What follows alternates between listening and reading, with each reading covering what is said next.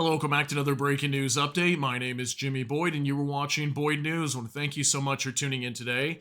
I'm back with some more updates coming out from the war between Russia and Ukraine. We've got several big topics to discuss with you here today. We're going to be starting off with this story that looks like Russia yesterday was trying to test its new RS-28 Sarmat missile, also known as the Satan II.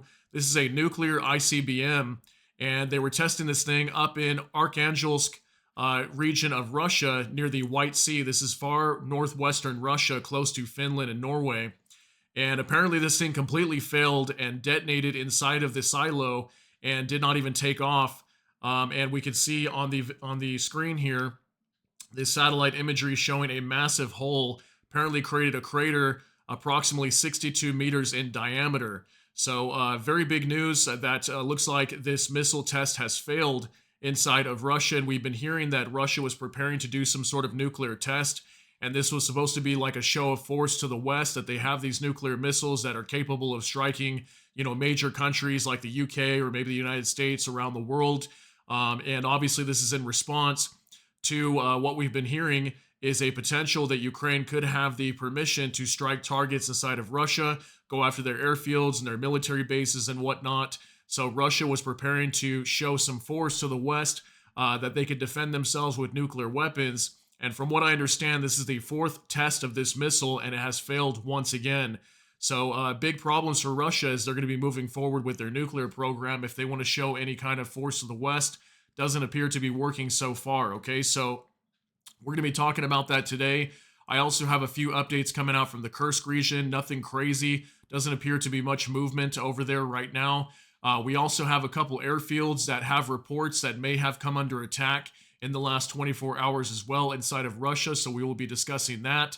And also, the port of Azov down in the Rostov region, there was a major fire that broke out there, and some reports that Ukraine may have fired a Neptune missile striking that port also.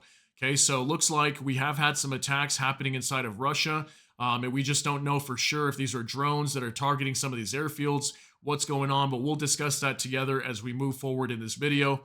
Also quickly, before we jump into the news, if you guys saw earlier, I tried to put out a video regarding Israel and Hezbollah, and YouTube unfortunately took that video down. I don't think we'll be getting it back. I did appeal, but we're having issues trying to get that video back, so don't expect it to come back anytime soon, so I apologize for that, but sometimes these things happen. We'll just have to keep moving on and brush it off, okay? So let's go ahead and jump on over to X. We're going to start off with this video from Volodymyr Zelensky.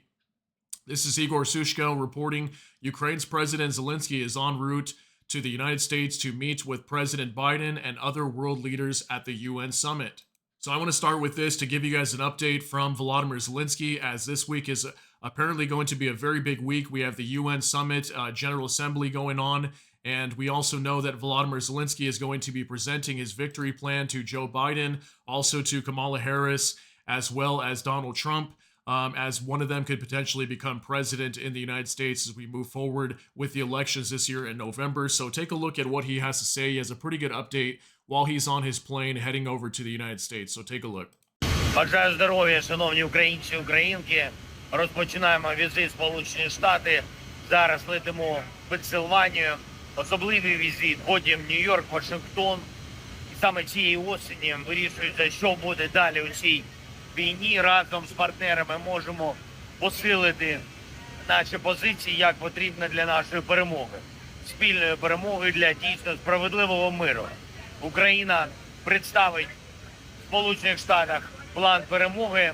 Першим його побачить повністю президент Америки. Звичайно, представлю план перемоги усім лідерам країн-партнерів, які так само, як президент Байден, є лідерами світу, можуть стати лідерами миру, допомагаючи нам із планом перемоги. Представимо також його в Конгресі обом партіям, обом кандидатам в президенти Сполучених Штатів. Америка має всю достатню силу, щоб разом з Україною, разом з нашими союзниками та партнерами забезпечити те, чого ми прагнемо найбільше. Нам потрібен мир. І саме так, як передбачено формулою миру, саме так, як передбачено статутом ООН. Ми все для чого робимо, зброя для захисту нашої незалежності наших людей, дипломатія для консолідації партнерів і примусу Росії до миру. Справедливість для того, щоб Росія відповідала за цю війну та відчувала її наслідки. І вдячність, наша вдячність всім, хто допомагає. Дякую кожному народу, усім лідерам, які відчули, що у цій війні Росії проти України вирішується значно більше, ніж доля тільки нашого українського народу. Дякую Сполученим Штатам, лідеру підтримки і кожній нації, яка проявила свою самостійність і власне лідерство, щоб допомогти нам захищати людей і не дозволити Росії розширити цю війну. Коли Україна захистить себе, кожна інша демократична нація від цього виграє.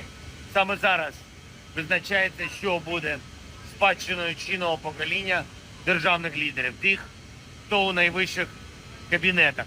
Найближчими днями будуть зустрічі з лідерами країн глобального півдня, Сімки, Європи, з керівниками міжнародних організацій, з багатьма, хто допомагає консолідувати світ.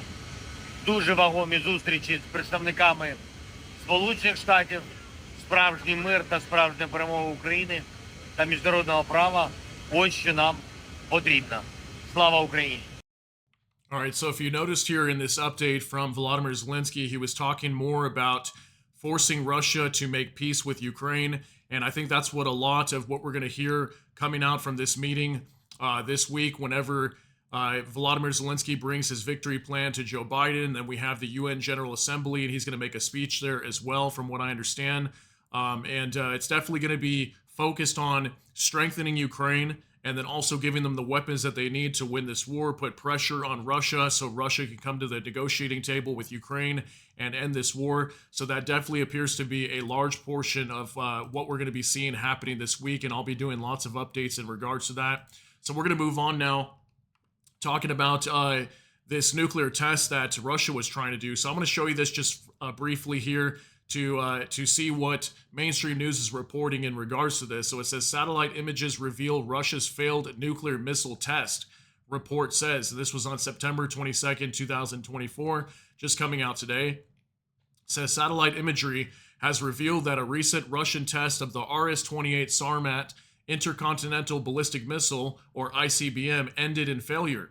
According to open source intelligence analysts, the test, which took place on Saturday at the Plesetsk Cosmodrome in northwest Russia, appears to have resulted in the missile exploding in its launch silo, leaving a massive crater and causing significant damage to the site. An open source analyst active on X, formerly Twitter, at MENMyRC, so MENMyRC, first reported the incident on Saturday. As is readily apparent, the RS-28 Sarmat test was a complete failure. The missile detonated in the silo, leaving a massive crater and destroying the test site, the user posted alongside satellite imagery provided by Planet Labs. Okay, so we're not going to go over this report, but I've got multiple others on X that we're going to go over. I just wanted to show you guys that mainstream news is reporting this as well. So here we're going to move on to Igor Sushko now. Russia says... Russia test of the new RS-28 Sarmat Satan II nuclear ICBM reportedly failed yet again in Arkhangelsk, with the giant missile apparently exploding in the silo at launch, leaving a massive crater. Okay, so here's a picture of that missile. And then here's the satellite imagery we were showing you guys earlier. This is another satellite image of this Plesetsk test site of where this thing exploded. We can clearly see that giant crater there, as this thing did not even come out of its silo. It basically blew up inside of there, okay? So we're going to move on to another post here now, to Igor Sushko again. Satellite image of the Arkhangelsk launch site of the Sarmat intercontinental ballistic missile that detonated in the silo. The crater is 62 meters in diameter, or 203 feet. So this was a Maxar satellite image that we can see very close up, showing the destruction of this Sarmat missile as it exploded inside of its own silo. Okay, so definitely a massive crater here when this thing blew up. So now we got more satellite images here from George Barros. It says Maxar collected new high-resolution satellite imagery yesterday, September 21st. So this was on yesterday, Saturday, in Russia that reveals the aftermath of a dramatic launch failure of a Russian RS-28 Icbm at a launch site in the Plesetsk Cosmodrome. Okay, these were from Maxar. So we can see what it looked like prior to the explosion. And then whenever we get this video, or this picture, excuse me, we can definitely see this entire launch site has been destroyed. We can see a massive hole right here and some smoke. Looks like some fires broke out over here in the forest nearby as well. So definitely destroyed a large portion of this facility when this thing blew up. Okay, also we've got some more satellite imagery here to show you as well. From Nexta, satellite images of Russia's Plesetsk test site in the Arkhangelsk region before and after the explosion of the RS-28 Sarmat missile in its silo. The RS-28 Sarmat is a heavy intercontinental ballistic missile, or ICBM. This marks its fourth failed test. Okay, so we've got these as well to show you guys what it looked like before and after. Here's smoke.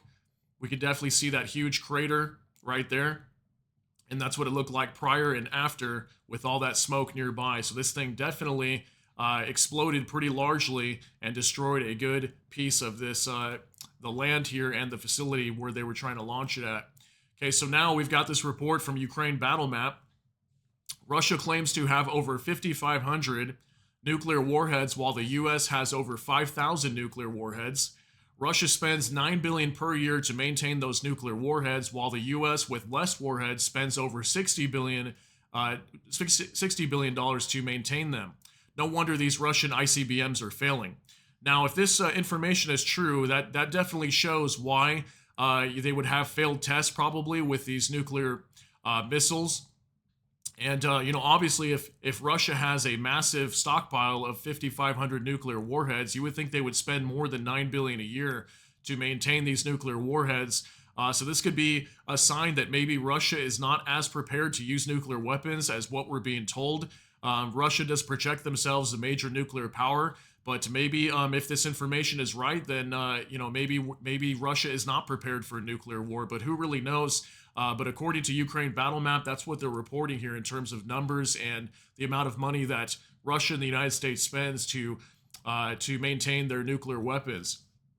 Okay, so now we're going to talk about the port of Azov that I was telling you guys about. Igor Sushko reports Ukraine reportedly used domestically produced Neptune cruise missiles to strike the port of Azov in the Rostov region. Now, all I've really been seeing is just pictures coming out here showing this port on fire. Apparently the port of Azov, okay, in the Rostov region, this would be in southwestern Russia. And I will say that if this was Neptune missiles that struck this port, they definitely can reach here. We've had the port of Kharkiv coming under attack by Neptune missiles before, which is not too far away from here. It's relatively the same region of Russia. And yeah, we'll have to see. Maybe we'll get more information on this later, maybe some video footage coming out. But apparently what's being reported here is Neptune missiles that are domestically produced by Ukraine striking this port. Okay, and then I have another report here as well from Bliskovka on the same thing. Consequences of the impact of the Neptune missile on the port of Azov in the Rostov region. Before that, there were reports of air defense, but there was no confirmation of the downing. Okay, so it looks like there may have been an air defense missile from Russia fired up into the sky to try to take this thing down. Is probably what this picture was, or maybe it's that Neptune missile coming in. I'm not really sure, but it looks like it was probably an air defense missile going up to try to intercept this thing. And then again, here's that same photo that Igor Sushko was sharing as well. Okay, so again, I don't have any video footage. Unfortunately, nobody's sharing anything right now, but maybe we will have some more reports coming out later. But this was reported just early this morning, okay? So just a few hours ago. And also, now we're going to move on to Anton Gerashenko. Russian Telegram channels report a fire in the Milerovo district of Rostov region of Russia after a drone attack. Milerovo Air Base is located in that area, waiting for more information on what everything was shot down looks like in this case. So looks like we may have had another drone attack. This is not really too much video footage that we could see here, and I understand it's very blurry, but we could definitely see some sort of fire here in the background. I'm not sure if these are trees. Looks like it might be trees right here, and somebody was able to get a snapshot of some fire over here in the background. It's only 3 seconds long. But what's being reported is the Milerovo, having trouble saying that word, Milerovo district of Rostov region potentially coming under attack by drones. And I'm going to show you on a map that there is an actual airbase in this area. Okay, so we'll zoom into the Rostov region. Here's Ukraine. And down here in the Rostov region, we have Milerovo. And just to the northwest over here, there is an airfield. Okay, so here's the town here. Over here, here's the airfield, which is a pretty good size airfield. We can see a lot of Russia's planes here, a lot of their warplanes stationed here at this airbase. So I don't have any confirmation as of whether this thing was struck. But there's a potential that we did have some attacks here. And again, we had that video footage just a moment ago of some fires close to this area. So this may have been the target, as we have been seeing Ukraine going after lots of their airfields and ammunition depots and warehouses recently. And by the way, I do have updates on 2 of those ammo warehouses that were destroyed just yesterday, or actually the day before, but I reported it yesterday, letting you guys know that one up in the Tver region and also in the Krasnodar Krai region coming under attack as well. So we'll go over that in just a moment. So we also have this report from PS01 around 4 a.m. Moscow time. 3 explosions were heard over the Okhtubinsk, if I'm saying that right, Okhtubinsk airfield. Details are unknown. Okay, so again, we're also hearing that on the same day, another potential airfield coming under attack. Again, I don't have any video footage or anything like that, but credible sources here on X are sharing that there may have been some more airfields coming under attack, this time the Okhtubinsk airfield. And I pulled this up also for you guys on Google Maps to show you. So that other one was over here in the Rostov region in Milerovo. Also another one which would basically bypass. If drones were heading this direction, they would fly over this airfield, probably on over to Okhtubinsk. So it's down here close to the border with Kazakhstan here. And we'll zoom in to Okhtubinsk, okay? And also over here, another major airfield that Russia uses for their military as well. And if we zoom in, we can see some of their jets here. Looks like maybe some Su-34s here also. So lots of military aircraft being stored at this base also, which may have also come under attack. So we've even got another one over here. Take a look at this. See all these aircraft here that are potentially stored. And I don't know if Russia's starting to move a lot of these away. I mean, because they're relatively close to the border with Ukraine. So Ukraine could definitely try to strike these with some of the Storm Shadow missiles. I'm not sure if they can reach this far out. Attackams might be able to, but definitely that one over here in the Rostov region, Milerovo, could come under attack by Ukrainian missiles or even the Palanitsya drone. And then we also know that we might hear sometime this week, potentially, that Ukraine could have the permission to use Storm Shadow. So Storm Shadow might be able to reach that also. So maybe Russia's already starting to move their warplanes out. Who knows? And maybe that's why we're not hearing any reports that these airfields are actually being struck or anything like that. But I'll keep following that information, and if we get some updates, I'll do another video for you guys later and update you on that. So now I've got a few things coming out from the Kursk region. Nothing extreme. What we're basically hearing coming out of Kursk is the front line is not really moving too much, okay? I'm not seeing a whole lot of updates. And I think it's also just because there's so many things going on with Ukraine right now. There's the UN General Assembly coming up this week, so there's lots of information being passed around. And the Kursk offensive, is not at the front page of the news right now. So this is from Bandura Fella. The Ukrainian armed forces have successfully advanced north of Naidanovo. This is in the Kursk region, okay? So we got this map here that doesn't really show much, but I've got a Google map pulled up here as well that shows you guys a little bit better information. It's not going to show the positions of anything, but we will be able to see. So the offensive is right in this area here. Sudza, one of the major towns that was taken over by the Ukrainians at the beginning of this offensive on August 6th. And from what I understand, this is the furthest that Ukraine has gotten closest to the Kursk highway.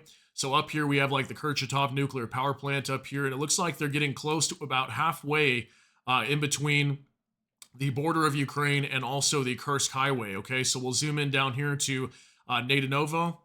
So I reported not too long ago that these settlements over here, okay, Orlovka, Marievka, and Pogrebki, we reported that Ukraine had control of these towns over here, and I think even some over here, Neshaev, if I'm pronouncing that right, and Nizhnaya Parovaya.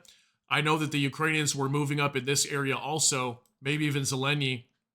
But what Banderafella is reporting is that the Ukrainians have also pushed up in the center here of this area, taking over Nadonovo. Okay, so as we can see, the best information I can give you guys is they are getting approximately about halfway to the Kursk highway, and I know that the Ukrainians are trying to push further north and potentially even reach the Kurchatov nuclear power plant, which would be over here in Kurchatov. So if we get more updates on movement inside of Ukraine, I will definitely, or inside of Kursk region, excuse me, I will definitely update you guys on that at a later time. But I do have a couple other things to share from the Kursk region as well. Max 24 reports Russian armed forces are now shelling their Kursk region and their settlements more than Sumy. This is thanks to the operation of the AFU, reports OTU Seversk. Over the past 24 hours, the occupiers dropped 13 cabs, which are laser-guided bombs, on Sumy region, while on Kursk, 31 KABs, okay? So it's just a picture of the Kursk region. But what this information is showing is that the incursion into the Kursk region is helping alleviate some of the pressure of the bombings happening inside of Ukraine, and primarily they're talking about the Sumy region. That Sumy's been coming under heavy attack. I just showed you guys video footage a few days ago that an elderly a home full of lots of elderly people, that many of them are sick, it was struck, and that facility was for the most part destroyed. Many of the people had to leave, and they had to evacuate all the elderly people that were living in this home and take them out literally on the street, and they were just laying on the ground as they were trying to rescue as many people from that attack. Okay, so that does show that the attacks are alleviated on Ukraine, at least in the Sumy region. So also coming out from War Monitor, Ukrainian forces using HIMARS hit and destroyed a large artillery firing position of Russian forces in the Kursk region. So this was interesting.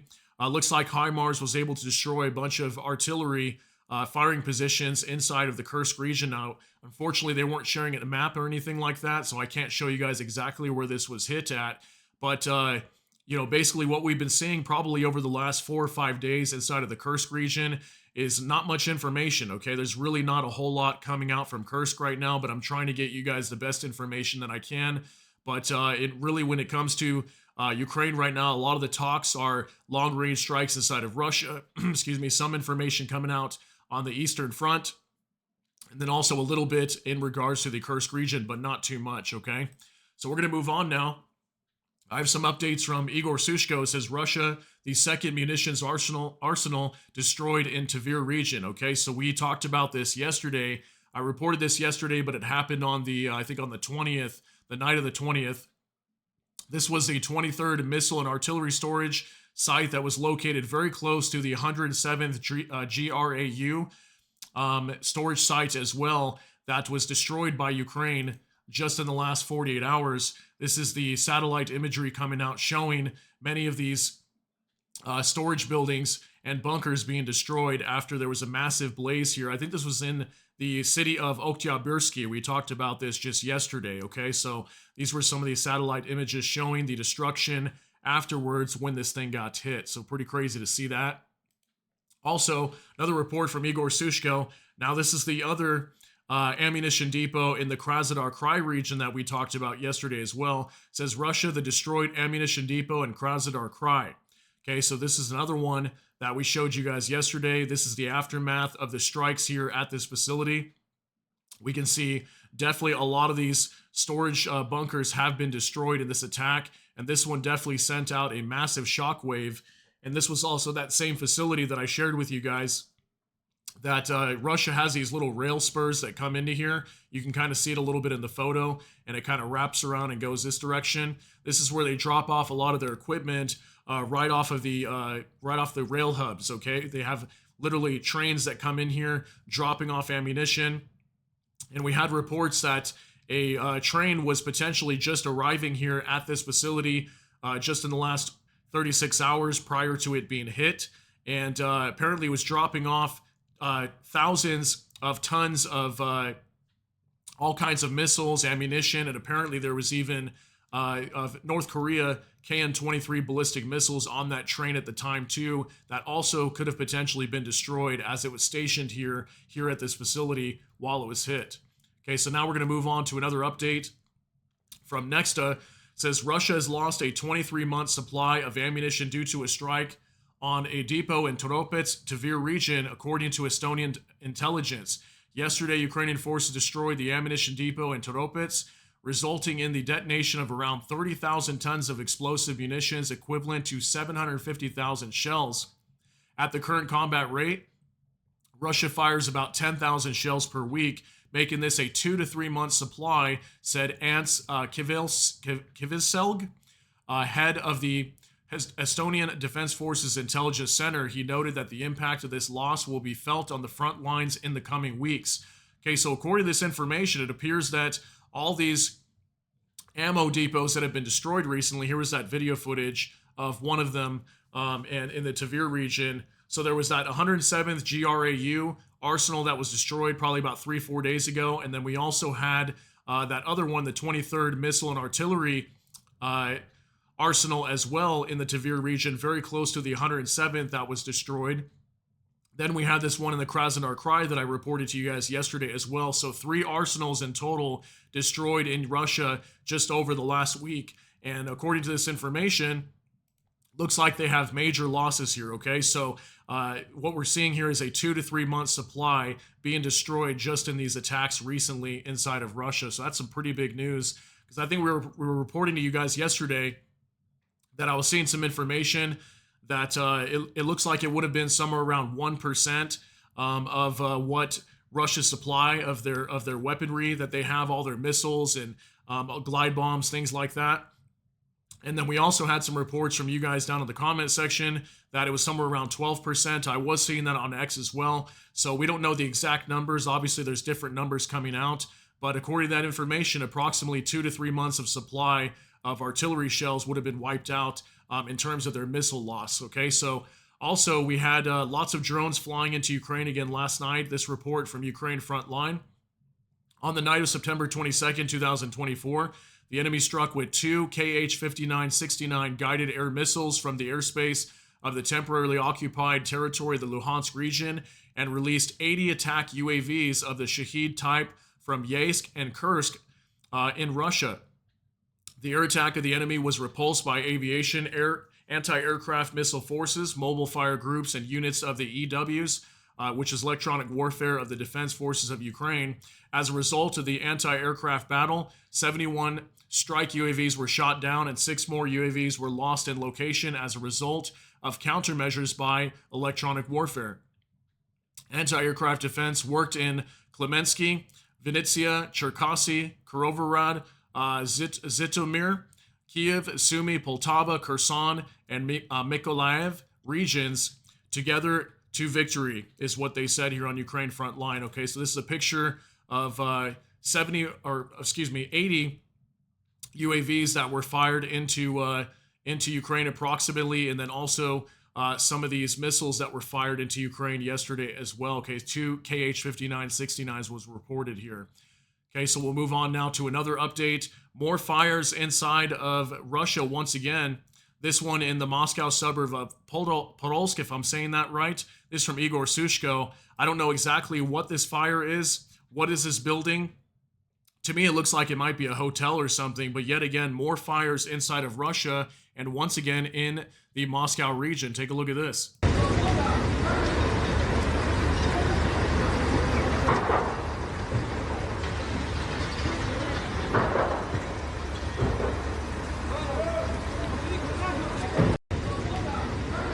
So it appears to be a pretty heavy fire here. This looks like more like a civilian style building. I don't know if these are homes or duplexes or what these are. It looks like it might be a hotel, but definitely appears to be a major fire breaking out here. We've been seeing nothing but fires all over Russia recently. And I've got another report here as well from Russia. Igor Sushko reports Russia freight train derailed on the October railway in St. Petersburg. So yet again, also another railway accident, as we have this train that appears to have derailed in St. Petersburg. Take a look at this as well.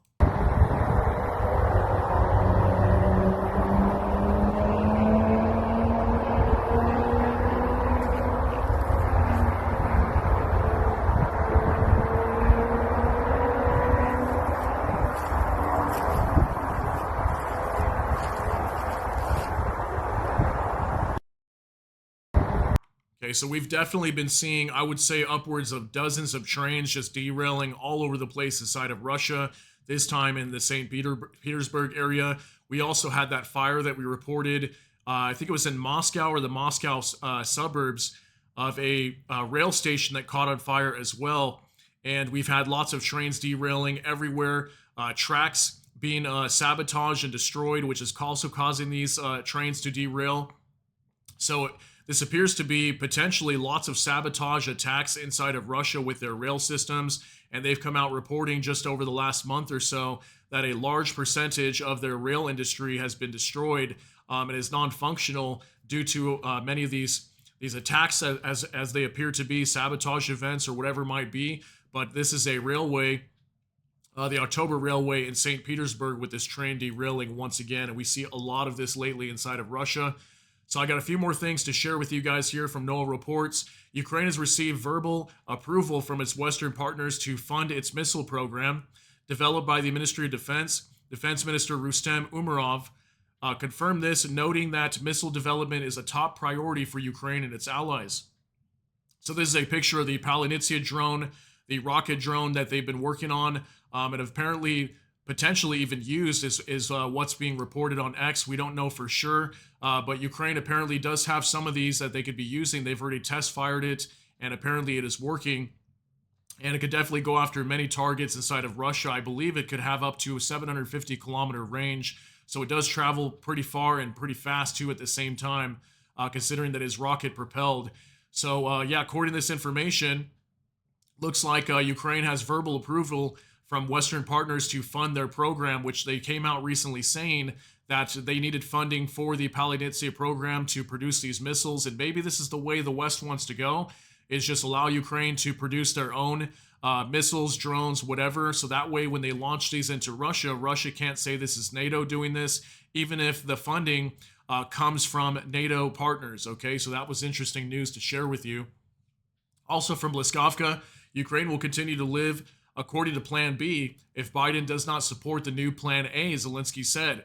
Plan A envisages a significant strengthening of defense capabilities through increased aid from allies and the transfer of additional weapons without cooperation from Russia, If support is not provided, Plan B means continuing to fight on existing aid, dragging the war out for years. Okay, so looks like they do have a Plan A. I heard recently that Ukraine only had a Plan B. I think it was Volodymyr Zelensky stating that their Plan B was just to fight Russia because they wanted to prevent the invasion at the beginning. Didn't work out, so they're having to just go to war with them. So Plan B in this case, according to this information, is that they'll have to just continue fighting on for several years. And Plan A is strengthening of their defense, which we talked about towards the beginning of this video, and then also trying to force Russia into negotiating with Ukraine. So we'll see what happens in regards to this, what their plan is for their victory, as well as we know that the victory plan is supposed to be given to Joe Biden this week, the president of the United States. So we'll see what happens in regards to that. So moving on now, Igor Sushko reports Russia military recruitment activities reached an unprecedented level in Moscow. Recruiters are now active at entrances to the metro throughout the city. Current soldiers are now promised a vacation from the front line for referring recruits who sign a contract. So it looks like Russia's really trying to ramp up recruitment activities, trying to get as many people to join the military as much as possible. And it also says here that current soldiers are now being given a vacation from the front line for recruits who sign a new contract to join their military. So definitely Russia is desperate to try to recruit as many conscripts they can get to get them to the front line to fight inside of Ukraine. And then also we obviously have the Kursk offensive going on that Russia, I'm sure, is worried about, trying to push Ukraine out of their territory. So a couple more things to go over here. We're going to talk about Kharkiv now. This is from Maria Avdiva. Capture this short video of Kharkiv to remind you how beautiful and resilient the city remains despite Russia's daily brutal attacks. So I'm showing you this because just yesterday we reported that Kharkiv came under attack again. There was reports that a hospital may have been hit. I wasn't able to get video footage confirming that a hospital was struck. But after this, we will have video footage of what appeared to be residential buildings being destroyed. We had 21 people injured in Kharkiv yesterday as it came under attack by Russian guided bombs. So this is just video footage showing the resilience of the people in Kharkiv. That although they come under attack almost every day, people are trying to move on with their lives and carry on just as normal. So take a look.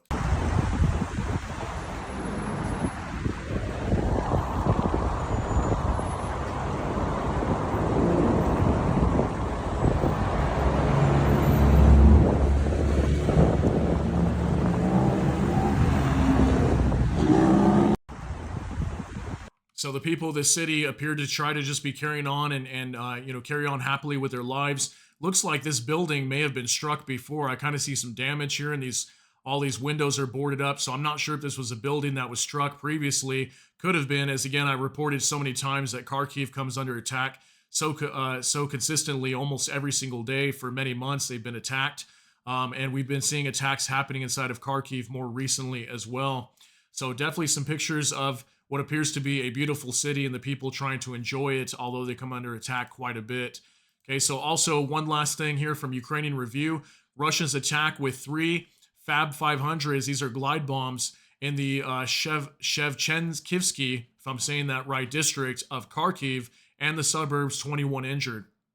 So we have a 1.5-minute video of video footage showing residential areas here struck by glide bombs coming from Russia just in the last 24 to 36 hours. I reported this to you guys yesterday of Kharkiv coming under attack.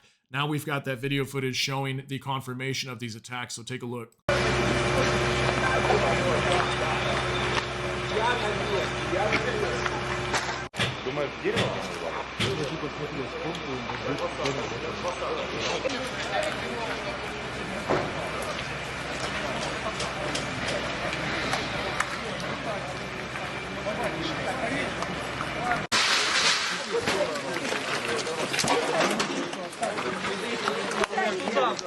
Туда дальше.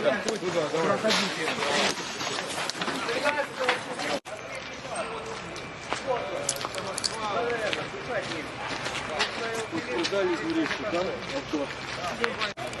Да, нужно пара метров.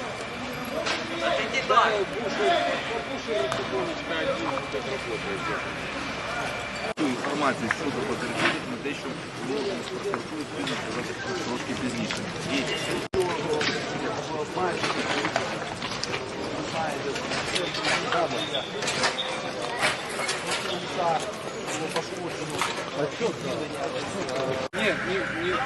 багато, біля багатоповерхових. Ну, да, біля багатоповерхових будівлі.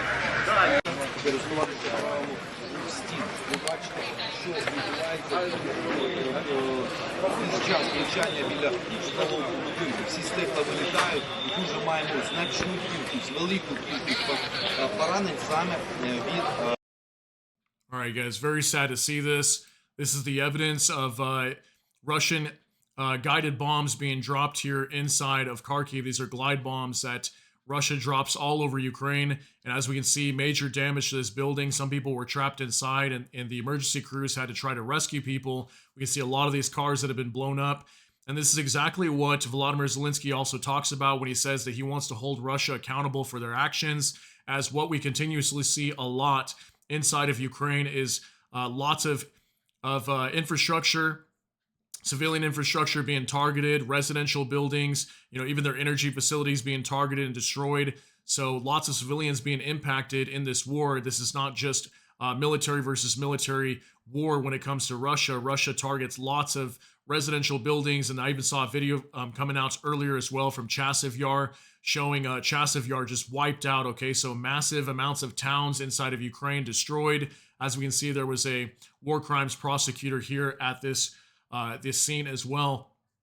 So just wanted to share some of the latest news coming out from Ukraine and Russia to get you guys caught up on what's happening here in the last 24 hours. And maybe we'll get some more updates in regards to the Kursk region, but still not much information coming out from there or even from the front line on the east at the moment. It appears to be covering a lot of other events happening inside of Russia and Ukraine as what we're seeing right now. Okay, so hope you guys got something out of this update. If you did, please smash that like button. Also, if you enjoy my content, please consider subscribing down below. Hit the notification bell. That way YouTube can notify you. And with that, hope you all have a great day. Everybody take care and God bless, and we'll see you in the next one.